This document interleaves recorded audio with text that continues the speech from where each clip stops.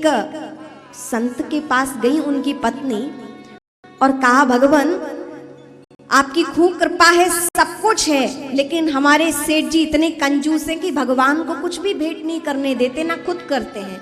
अब जो कुछ बचा लेती हूँ मैं उसी से बाहर जाके मंदिर में सेवा कर देती हूँ, लेकिन सेठ जी कभी कोई सेवा पूजा नहीं करते हैं।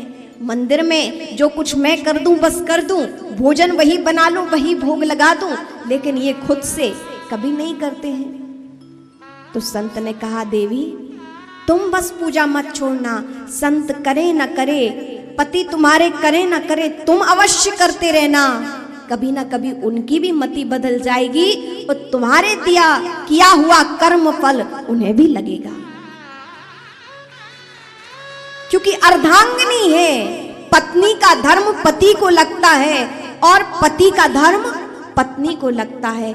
इसी प्रकार आप पाप कर्मों से भी बचें, क्योंकि उसका भी आदान प्रदान होता है। जीवन को शुद्ध बनाएं। आपकी शुद्धता, आपकी निर्मलता, आपकी दिव्यता आपको प्रखर बनाएगी, तेजस्वी बनाएगी, आपके जीवन को सार्थक करेगी। और कहते हैं, कहा भगवान हमारे सेठ जी भी कुछ पूजा करने लग जाएं, ऐसा कोई आप उपाय बताइए। तो कहा, सेठ जी को कल लेकर आना। तो संत जी ने पहले ही कह दिया कि मैं भेंट नहीं लूंगा, मैं भेंट नहीं लेता हूं, नहीं तो सेठ जी सोचे कि यहां भेंट देनी पड़ेगी। आइए सेठ जी स्वागत है, मैं भेंट नहीं लेता हूं। आए, प्रणाम किया, पत्नी के कहने से प्रणाम किया और कहा, सेठ जी कुछ पूजा वूजा करते कि नहीं करते हैं? सेठ जी ने कहा, हम तो कर्म करते हैं, पूजा नहीं करते हैं। जो लोग ये कहते हैं कि हम केवल कर्म करते हैं, सेवा पूजा नहीं करते हैं, ये स्मरण रहे, कर्मयोगी बनना ठीक है, लेकिन कर्म करते करते जाने कब अभिमान आ जाता है ये पता भी नहीं चलता।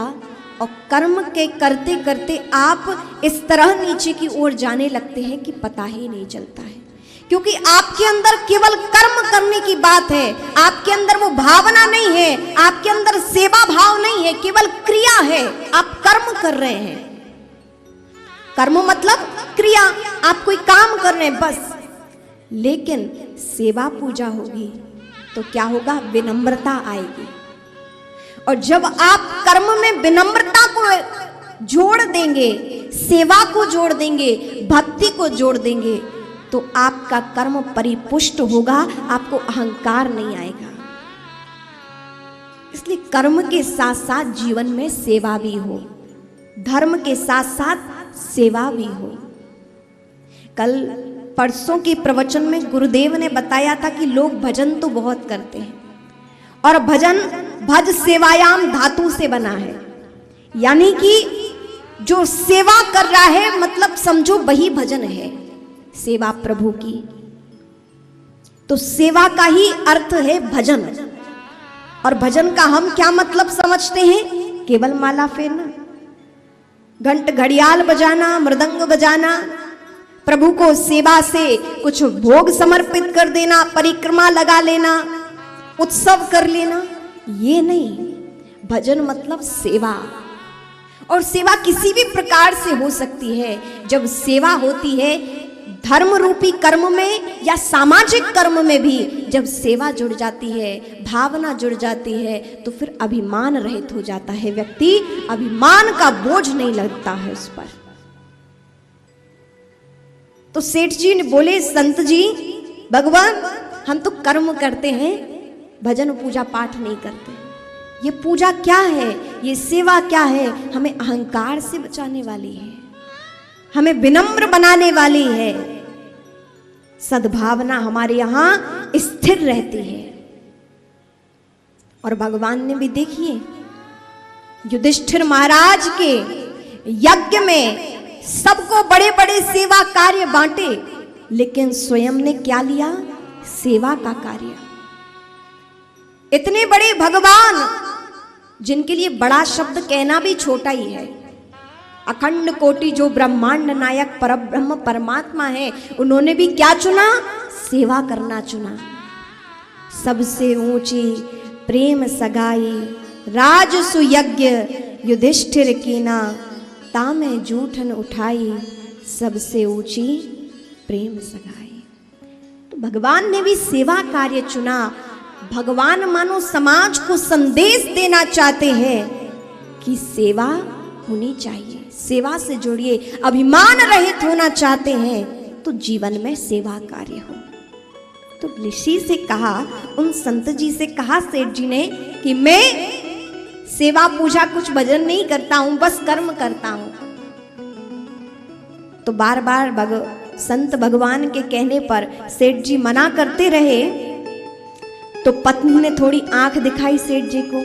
पत्नी से डरते थे, मानो कहना चाहती है पत्नी की जो कह रहे हैं वो सुन लो। आंखों के इशारे से पत्नी ने कहा कि संत जी जो कह रहे हैं बस आप उसे सुन लो। तो सेठ जी करबद्ध हाथ जोड़कर संत जी के समक्ष खड़े हो गए और उन्होंने कहा कि सेठ जी आप कुछ करो ना करो, आपको धन व्यय करने की आवश्यकता नहीं, आप मानसी पूजा कर लेना। मानसी पूजा में ज्यादा कुछ ना कर सकूं तो भगवान को शयन के समय दूध प्रिय है, भगवान को दूध का भोग लगाया जाता है। तो आप बस चीनी डालकर दूध भगवान के समक्ष रख देना, भगवान को दुग्ध पान कराना। इस तरह से ये सेवा आप प्रतिदिन का नियम बना लीजिए। अब सेठ जी इसी प्रकार पत्नी के कहने से सेवा करते। और आज क्या हुआ, रोज इसी प्रकार सेवा करते हैं। और एक दिन आया, सेठ जी को लगता कोई धन तो खर्च होना नहीं है, कुछ है नहीं, तो बड़े भाव से मन से दूध लेकर जाते, सामग्री से नहीं, दुग्ध बाह्य रूप से नहीं लेना है, मन से मंदिर में जाते और भगवान को बड़े भाव से सुंदर पात्र में दूध रखते और कहते आओ गोपाल जी दूध पान करो। उसी में 2 चम्मच लेते, चीनी डाल देते। आज इतने भाव में खोए थे कि 2 चम्मच की जगह 4 चम्मच चली गई। अब थोड़ी देर बाद ख्याल आया कि हमने तो 4 चम्मच चीनी डाल दी, तो दूध में हाथ डाल के चीनी निकालने लगे। दूध में हाथ डालकर चीनी निकालने लगे। अब गोपाल जी ने हाथ पकड़ लिया, सेठ जी यहां तक तो रहने दो, अब तो कृपा करो।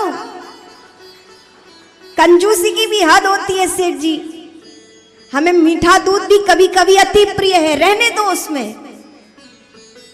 अब तो भगवान हाथ पकड़े थे, सेठ जी को भगवान के दर्शन हुए। जैसे ही भगवान का स्पर्श हाथ को मिला, भाव विह्वल हो गए सेठ जी।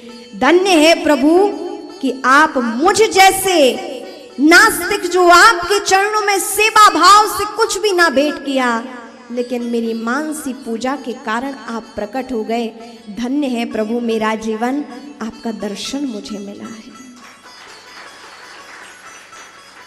कहने का तात्पर्य ये है कि भगवान हमारी वस्तुओं को नहीं देखते, भगवान हमारे मन को देखते हैं कि आपका भाव निर्मल है कि नहीं, आप मुझसे प्रेम पूर्वक सेवा से बंधे हुए हैं कि नहीं। भगवान प्रेम के भूखे हैं, भगवान हमारी भावना के भूखे हैं।